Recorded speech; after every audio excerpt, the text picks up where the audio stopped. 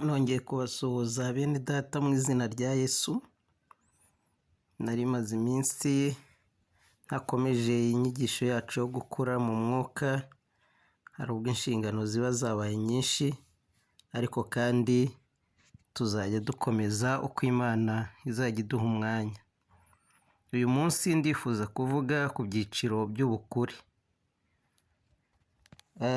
Nzagerageza kwifashisha inyigisho z'abantu babiri bavuze ku byiciro by'ubukure, haba hari n'izindi nyinshi ariko iyo tuvuze nkeya bifasha buri wese kuba yahera aho ngaho nawe akarushaho gukora ubushakashatsi bwimbitse kugira ngo arusheho gusobanukirwa.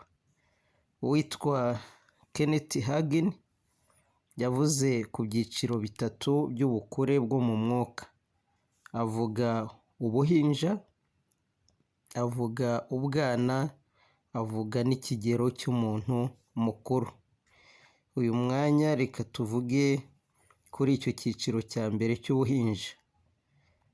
Petero yaranditse ngo nk'impinja zivutse vuba, mwifuza amata y'umwuka adafunguye kugira ngo bakuze abageze ku gakiza.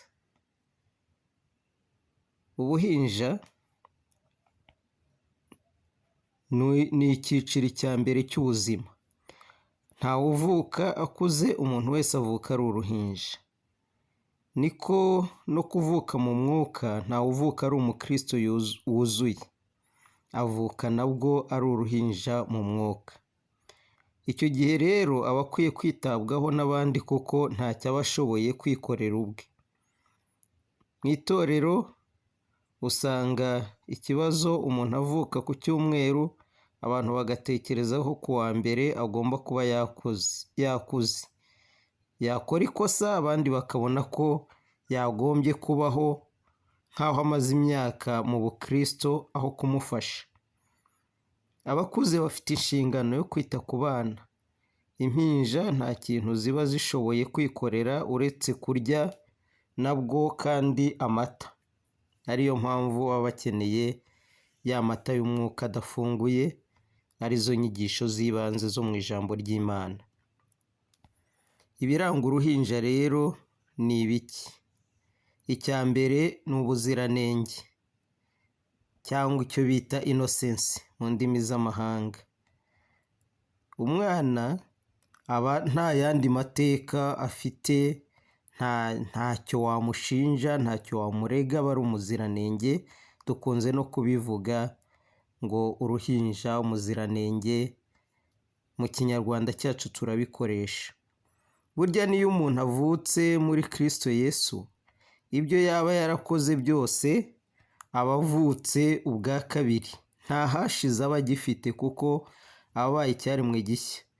Bibiliya itubwira ngo ibya kera biba bishize, byose biba bihindutse bishyashya.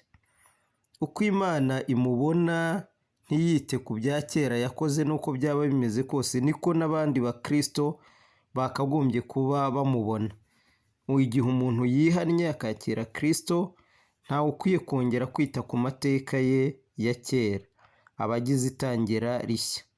Imana rero imubona nk'uruhinja rw'uruziranenge. Uyu muntu aba yoroshye, yuzuye kwizera, yiteguye kwiga, aba ataragira imico ya nzi byose cyangwa ntacyo ndusha, ntacyo wambwira. Niyo mpamvu aba ari igihe cyiza abandi bamubanjirije mu gakiza cyo kumufasha, bakamwigisha, bakamurera kugira ngo akure. Ikindi kiranga uruhinja ni ukutamenya, ignorance. Umwana w'uruhinja utangiye wenda gukambakamba, icyo afashe cyose mu ntoki ze yumva ko agomba gushyira mu kanwa. N'umukristo mushya rimwe na rimwe niko aba ameze, inyigisho zose arazakira. Mu Baheburayo 5:13 havuga ko ukiri uruhinja aba ataraca akenge ku by'ijambo ryo gukiranuka. Ndetse umurongo wa 14 ukavuga ko nyine aba atandukanye n'abakuze bo baba baramenye gutandukanya ikibi n'icyiza. rimwe aho nasengeraga mu cyumba, umwana w'umukobwa wari ukijijwe vuba yahuye n'uwo yaje asanga mu cyumba, hanyuma batahaga mu gace kamwe. Wa wundi yaje asanga rero akajya ahamagara uwukijijwe vuba ngo biherere basenge, basengana akamuhanurira, kandi mu cyumba ntiyahanuraga, akamuhanurira akageza aho amubwira ngo Imana iravuze ngo aho umugaragu wayo ibi n'ibi. Yari azi ko aho yari atuye uwo mwana wari ukijijwe vuba yabanaga na sekuru wenyine, azi ko boroye inkoko, ngo Imana iravuze ngo uzazanire umuja w'Imana amagi n'ibindi yamutumaga. Rimwe na rimwe uwo nguwo ukijijwe vuba akabitwara anabyibye iwabo ngo ari kumvira Imana. Tuza kumenya amakuru, akanagira nyine ibihe byinshi atari mu rugo ngo akore imirimo abane n'umusaza. Tuza kumenya amakuru bitinze, umusaza yaramwirukanye yaramuciye mu rugo. Nabwo tubibwirwa nuko naje kugira inzozi rimwe nijoro, nkaba narakundaga kugira inzozi kabisa ziriyerekwa ryuzuye. Ndota uwo mwana ngo arimo atera imyaka, mugenzi we agaturuka inyuma akayirandura. Noneho nzimubwiye niho yambwiye amakuru, ambwira ko ubwo banamwirukanye atakiba mu rugo.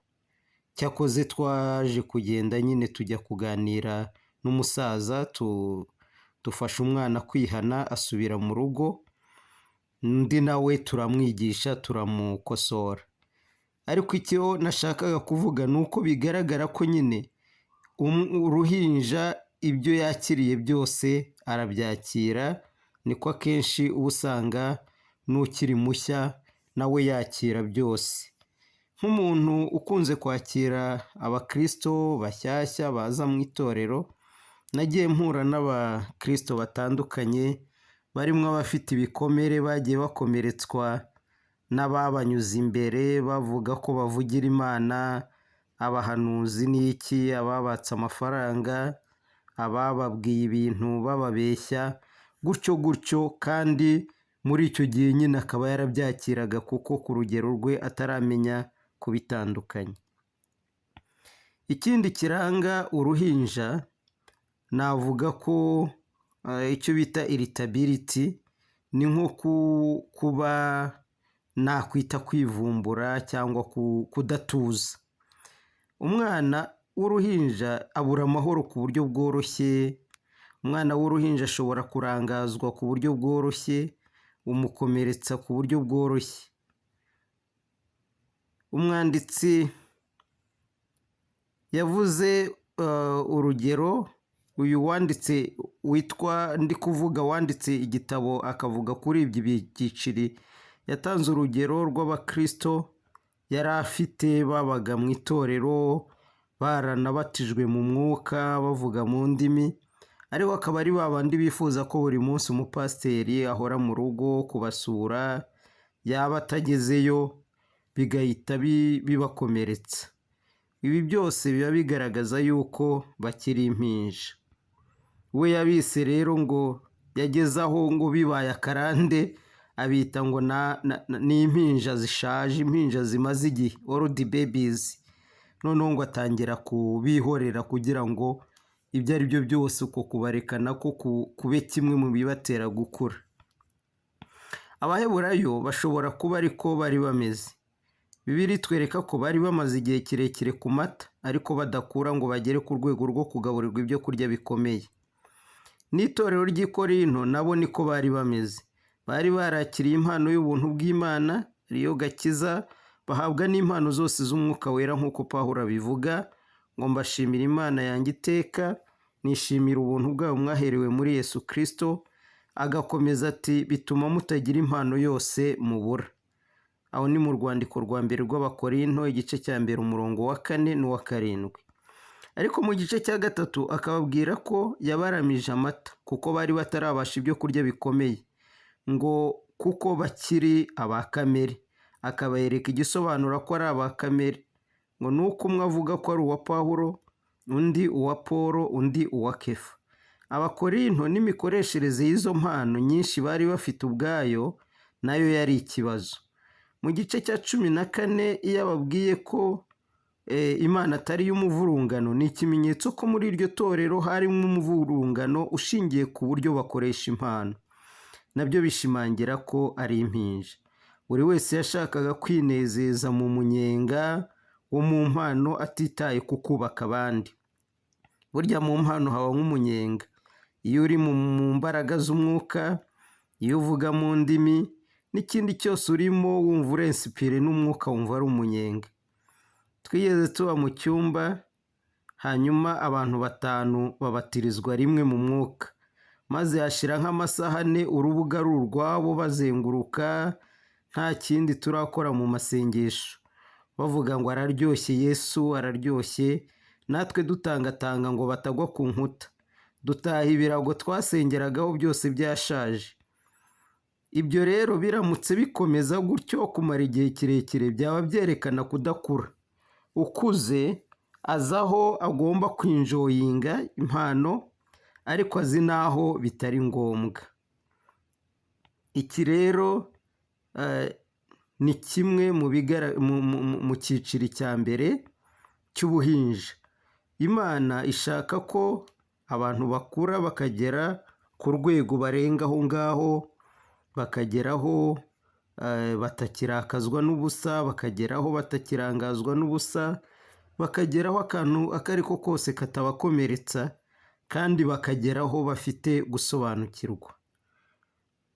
Dukwiye kubimenya nk'itorero, nk'abakristo, abakuze bakamenya ko igihe tubonye abakristo bashyashya dukwiye kuba twiteguye kubafasha kugira ngo bave mu buhinja batangire urugendo. Ariko kandi no kubihanganira aho tubona nyine bafite intege nke, kuko tuzi uko uruhinja dukwiriye kurufata, turarukikira. Niyo rukunyayeho urihangana, ntacyo wumva bigutwaye, wumva ari umunezero. Icy'ingenzi ni ukubona ufite uruhinja. Niko n'itorero rikwiye kwihanganira abakiri bato, hanyuma bakamenya uburyo bwiza bwo kubagaburira amata y'umwuka. Ariko kandi nk'uko twabivuze ko mu bizana gukura harimo uburyo umutima ubwawo ubyifuza.